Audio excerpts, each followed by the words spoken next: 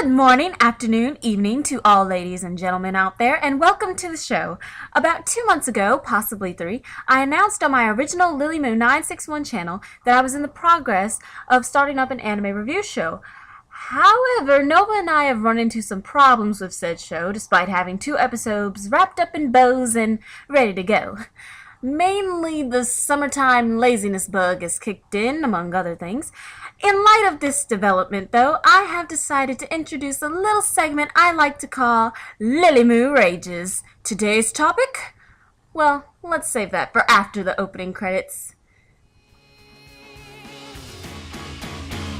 唇が伝えたくて光よりも早くきらめいた言葉が今羽広げる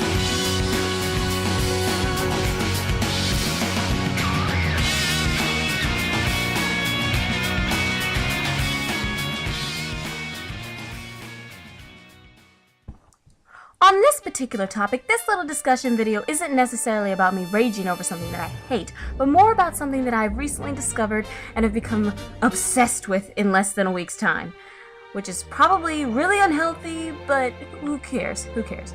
The concept behind what I'm about to talk with you all about is nothing short of genius, combining 2 things in entertainment that I love dearly. And what might those 2 things be, you ask? Well, before I can tell you that, let's get a little backstory. You see, back in 2000, Shinji Hashimoto and Hironobu Sakaguchi were having a little discussion about the Super Mario 64 game. The 2 men were brainstorming about making a game with freedom of movement in 3 dimensions like Super Mario 64, but figured their idea would never work because only characters as popular as Disney's could rival a Mario game.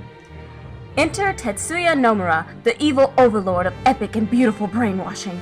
Using his superb eavesdropping skills, he volunteered to lead this new project, using the crazy idea, and the 2 producers, figuring what could possibly go wrong, decided to allow him to direct the new game.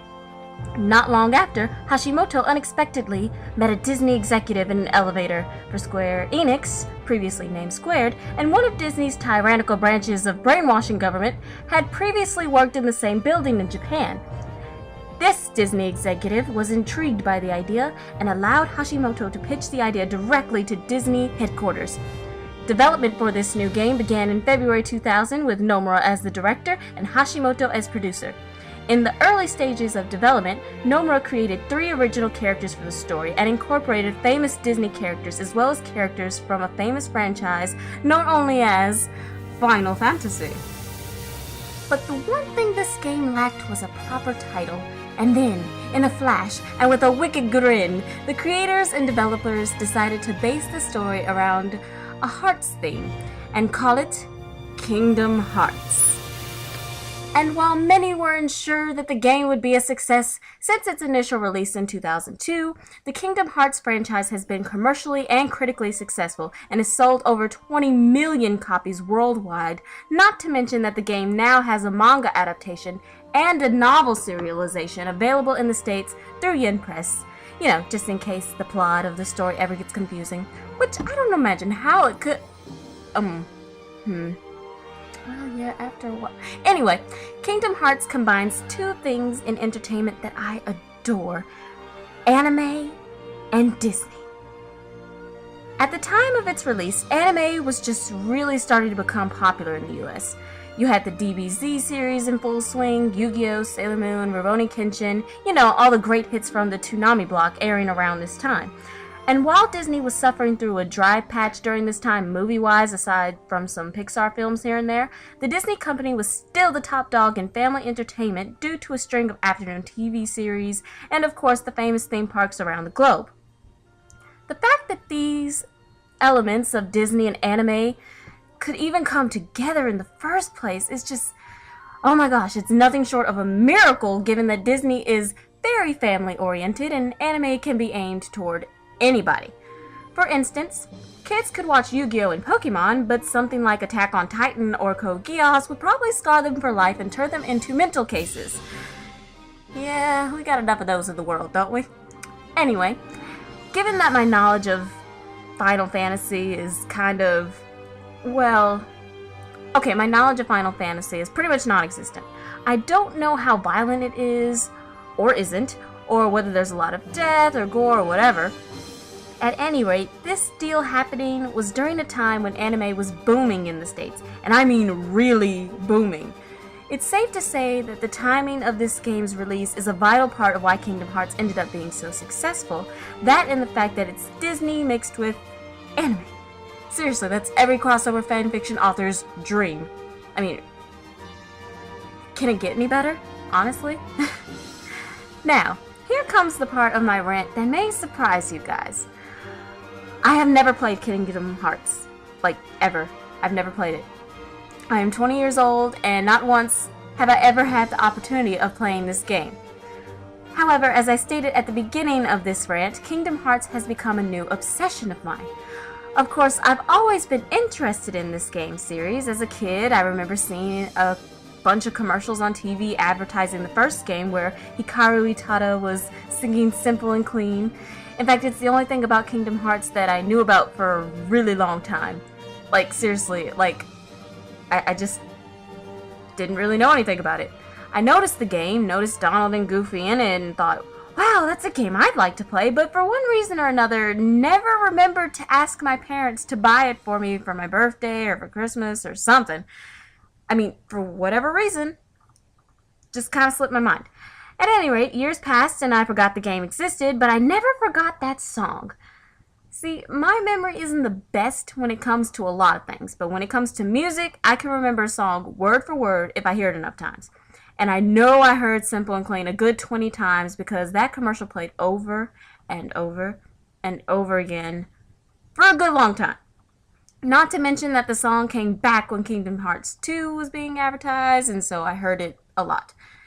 Even so, the original release of the game was in 2002. In May of 2002, my mom was diagnosed with Crohn's disease, and for those who don't know what that is, Crohn's is an autoimmune disorder where the body attacks itself, usually through the digestive system, which means inflamed intestines, bloody stool, and all kinds of other really bad stuff that usually stems from stress and lack of proper sleep. I had just turned 8 at the time, and a few months after this birthday, she got really sick to the point of near death, and I had to move away from home for a while. So all thoughts of video games and really anything that had to do with gaming or fun or anything was completely just wiped from my mind. But after my mom got better, because she's fine now, well, let's just say that problems kept falling out of the sky and slapping me and my family in the face, and other priorities just kicked into my life, like school and just stuff. So Kingdom Hearts was not on my mind at all, aside from the tiny memory of that theme song. Fast forward a couple of years, well, fast forward to now, really, I've been listening to Simple and Clean for ages. I've known tidbits about the Kingdom Hearts plotline as far as the Keyblade was concerned from some friends, and I even read a fanfiction about Namine and Roxas called Tainted Ocean. Really good read, by the way, you should check it out. But up until last week exactly did I really ask myself, I wonder what it's like to play this game. So, after watching a playthrough of Kingdom Hearts 1.5 Final Mix and the original Kingdom Hearts 2 game by, I cannot for the life of me pronounce this name, so it'll flash on screen. Go check this guy out. He's a paid YouTube person. He does a lot of game playthroughs and stuff. His information will be in the description. Anyway, the point is, I have done my research and can officially say that I'm going to buy Kingdom Hearts 1.5 Final Mix and 2.5 Final Mix when it comes out in December. Which, speaking of, let me just say this, I am a lucky girl. Like I said before, I did my research, and I know that in the Kingdom Hearts franchise, there has been a grand total of 8 games in this series, not including the upcoming 2.5 Final Mix game or the highly anticipated Kingdom Hearts 3.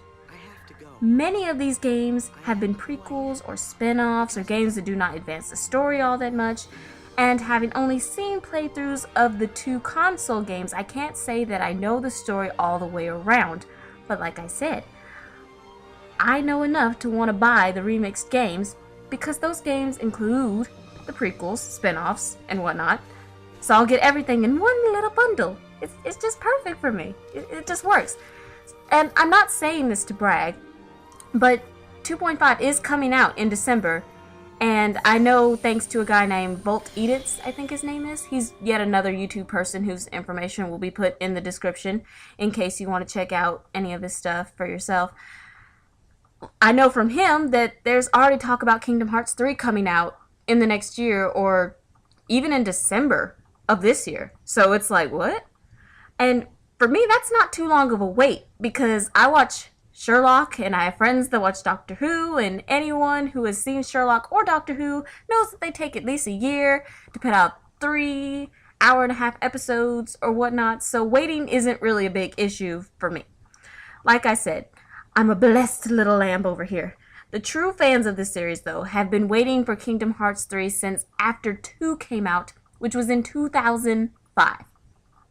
Absorb that in your head for a minute. Do the math. It's 2014 now, at the time of this video. It came out in 2005. That's almost 10 years of waiting. Even with the prequel and sequel games in between all that stuff. These people have been waiting for Kingdom Hearts 3 for 10 years. For almost 10 years. I mean, seriously, if you're one of the fans out there who's been waiting for that long for Kingdom Hearts 3, I applaud you. The wait is almost over. Pat yourselves on the back and have a victory dance. You've earned it. Because, good lord. Oh, thank God I didn't have to wait so long. Because, like I said, this is all new to me. Like, really new. I have never played this game before. But I bought it.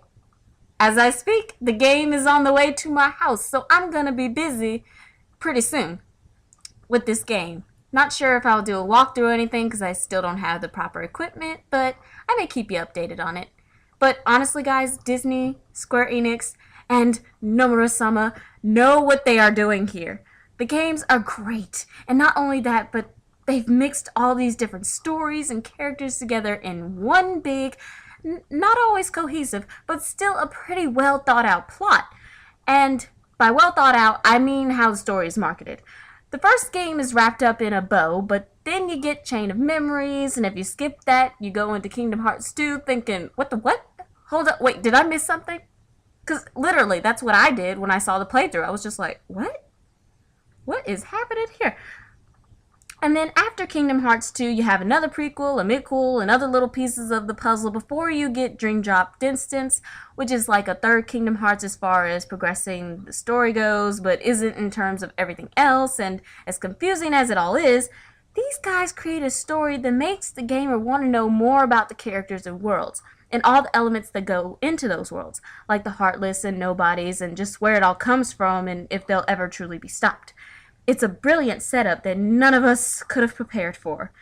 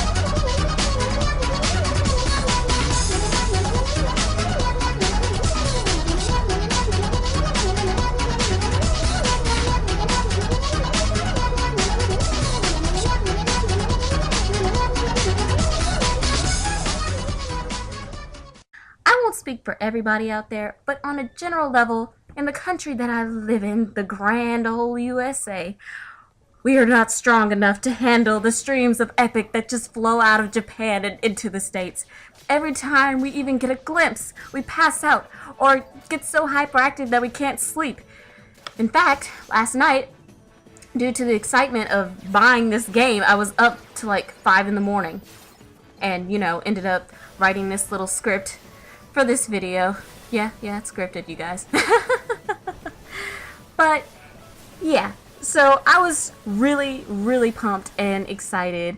And I'm still pumped and excited because the game is on its way to my house. And I don't have to wait 10 plus years for Kingdom Hearts 3 and all that stuff to come out. So this is big for me. I am happy. So happy. Of course, there is one last thing that has to be addressed before I go, and it's not the most positive thing. Final Mix 1.5 and 2.5 are both available for the PS3, which is all I got. Now Disney, Square Enix, Sony PlayStation, I know you guys have to make money. And I know this marketing tip, and I know that it works, because a long time ago, I had Tekken games and stuff. You know, the Tekken series. I have those games. I have Tekken 4, because my brother got me started on it on the PS2. And Tekken 5 was on PS2, and then PS3 came out, and Tekken 6 was automatically PS3. No PS2 release, just PS3. And I bought a PS3 console because of that. I did. So I know that this is something that works. But still, while my little $400 or whatever amount of money it takes to buy a PS4 probably won't mean that much to these companies, I have to implore you guys that if you make this game for the PS4, please make it for the PS3 too. Because I do not have the cash to go buy another console. I am a college student. And as a college student, I am broke. I do not have that much money.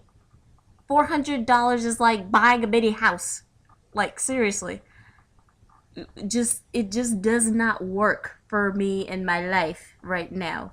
And it's not going to work for a lot of people's lives. Like I've said, I've done my research. I know what people are saying out there. Yeah, the PS4 is great and all. I mean, I don't have the PS4, so I don't know how it works or anything. But I'm sure that it's just as good as the PS3, probably a little bit better. But at the same time, really, what's the point? I mean, it's a good marketing tool in the short run, but in the long run, it's just going to make people mad, and they're not going to buy your games anymore. So, I mean, really, just make the game available for both so that we can all enjoy it, because I, for one, am not buying another console when mine works just fine and serves my purposes just fine. Just give me the game. I will take the game for PS3, make it available for PS3, PS4, just make it available for everything. Make it available on the Wii for all I care. Just don't mess this up for me, Disney. I will come rampaging through Magic Kingdom. I'm gonna be in Florida in a couple of weeks. Don't make me bring my anime rage there. It is not pretty. Release that game on every console available, new and old. I don't care. Just do it. I mean, if you guys out there feel the same way on this, share this video.